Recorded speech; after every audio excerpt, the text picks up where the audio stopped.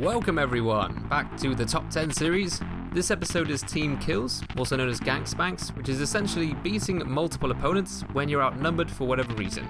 Thanks for all the feedback on the last episode, it was really encouraging and also helped me make some improvements for this episode, so without further ado, let's begin this episode at number 10. Voice of Aegis has invaded in the Pontiff area and is on the hunt for the host. Running through this room, he notices an item that's been dropped on the floor right next to one of the biggest drops in the entire game. Naturally, that's a bit suspicious, so he cautiously takes a look and goes a bit closer, and he notices that one of these statues has Tears of Denial activated. Weird. Not only do I not remember statues being in that location, I don't really remember statues being able to cast miracles either.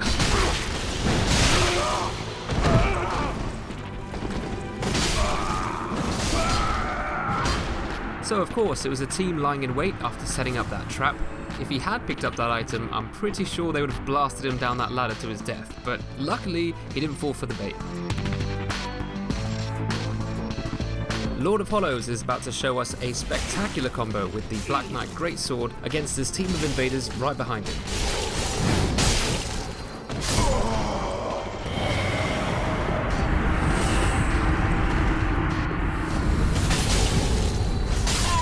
And there is no longer a team. So let's take a look at how that worked. He opened with a two-handed light attack, following that with a two-handed strong attack, which obviously goes up into the uppercut. Now the start of that uppercut attack was important because the turnaround pivot actually hits the players, which continues to stun lock. Definitely a hard combo to pull off, but very much worth it. Of course, we're going to see a lot of high-level play, but flipping the style here, we've got some low-level action with the Dark Hand weapon. Believe it or not, the Dark Hand was buffed about a month ago and is now one of the best low-level weapons. It has a high attack rating with no stat requirements, and its special attack is also pretty much a one-shot. I personally love low-level invasions, I think they're usually really fun. But anyway, congratulations for that amazing triple kill.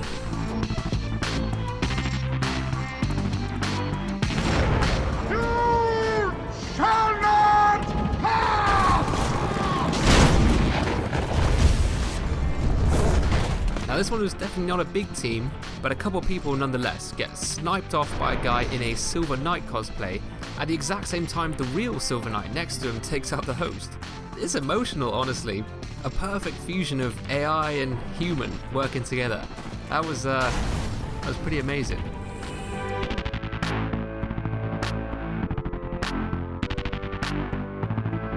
We now have a team of jolly cooperators in the Kiln of the First Flame area. This invader's first challenge looks like it will be facing the White Summon while being harassed by the other two.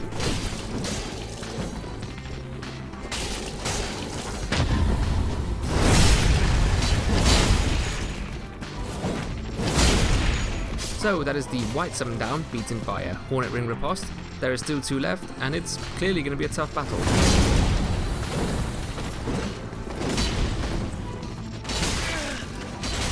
He's really pressuring the host now, focusing all his efforts on the one target. However, the host is being extremely evasive, relying on his Sunbro buddy to back him up while he escapes, which results in a quick change of plans.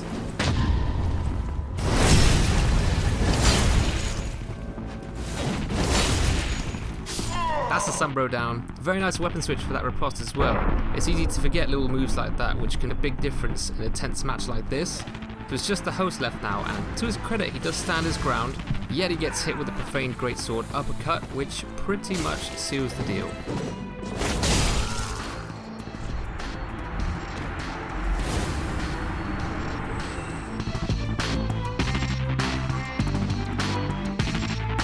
This one is very unique, I'd say. I gathered from what this person told me that Dragon Sin invaded this world which had a host who was actively ganking people with a team of summons. Now, he had invaded this world a couple times before earlier, so he knew it was definitely a team of people. However, and this is actually pretty crazy, two of his own friends who happened to be invading at the same time actually invade this specific world, and they all meet up. So they plan for some revenge. They all change into matching Silver Knight outfits and throw in some weapon buffs to look extra intimidating. Now the funny part here is the hosts and summons actually try and play it cool when they see them coming. they definitely get a bit nervous, and what they do is they actually act like they're simply running a friendly fight club and trying to get some 1v1 fights going. But as I said before, these invaders already knew that they had been ganking people, so it seemed time for a bit of vengeance.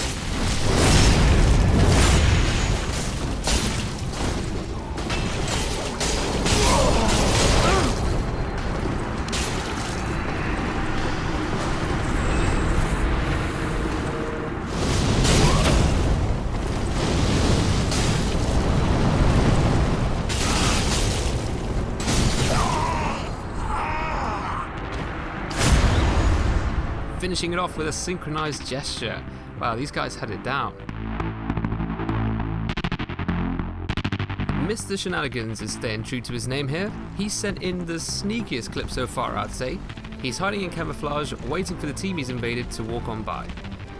When they do walk by, you'll notice that when he pops out of his disguise, he's taken Shenanigans a step further by wearing a white ring and then casting the hidden body sorcery. The end result being that he looks like the ghosts you sometimes see floating around the game of other players. This has been done before by others, but it's a genius idea.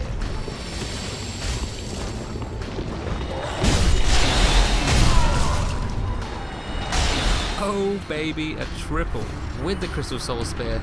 Crazy Shenanigans. Next we have Comrade using a one-shot dragon build, and he's just dropped some souls on the floor as bait. Now this was a big surprise for me. I think for the first time ever, I received two perspectives of the same invasion from different people. That's right, Comrade sent me his view, but I received another clip as well from Gary, who was the host of this invasion. I just thought this was so cool, I had to include them both in the number 3 spot. So we'll watch Gary's version first, because it makes more sense that way, and then we'll see Comrade's perspective afterwards.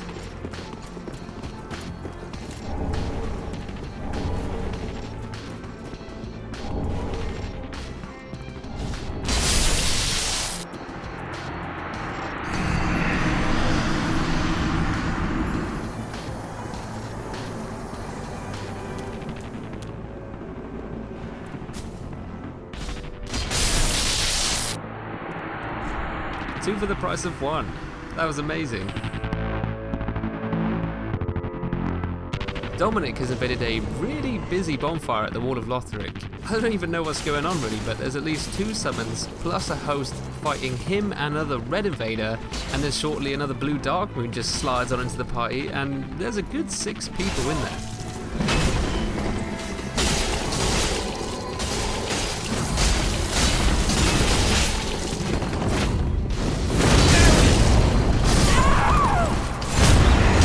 Seen something so beautiful. Literally 4 players just being launched into space. 2 of them just die instantly, including the host, and the other 2 are pretty much dead. It's just the most badass way of ending a team, I think. It's so good. Alright, and finishing off with Scott, or Damn No HTML, at the number 1 spot. He starts off by dropping a seed of a tree of giants on the floor, making sure the host will see it. Now, that seed is an item that makes all enemies in the world hostile to invaders, so why would Scott be making it harder for himself? Because if the host uses that item, the enemies will attack him. You'll notice how he has about 1 pixel of health as well, although he does have Tears of Denial activated, so he will survive at least 1 attack. And as you can see, he has now found out where the team is and he's trying to get them to engage with him, and eventually they do follow.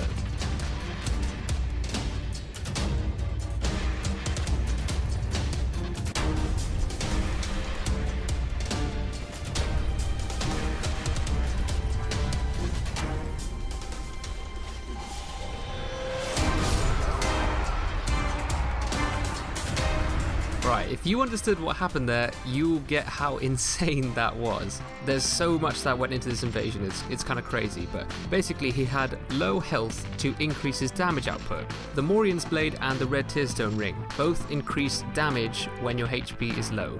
And you notice as well that he had killed some of the hollow enemies earlier and dragged their bodies into this space. That was only made possible because the host used the seed.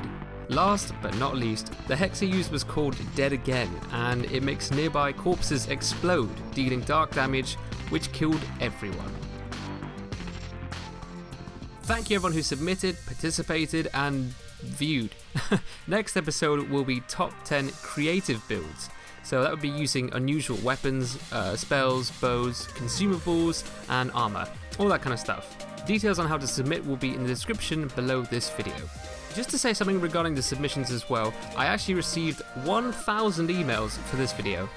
Yeah, seriously, 1,000 submissions, which is great, but also impossible for me to watch them all at the moment, unfortunately. So please be patient with me and don't be too upset if your submission isn't featured. At the moment, I'm not able to watch them all as well as I'd like to, so yeah, I just wanted to be transparent and let you all know about that. Oh yeah, also, I had a slight idea going around in my head. I'm really not sure if I'm going to do this at all, but I just wondered if I were to do top 10 videos, similar to how I do them for the Souls games, but for another game, would you have any particular suggestions for a game that I could do it for? But I have been thinking about maybe covering a small select amount of games other than the Souls games. I don't know, I'm still thinking about it, but anyway, thank you so much for watching everyone. Catch you all in the next video.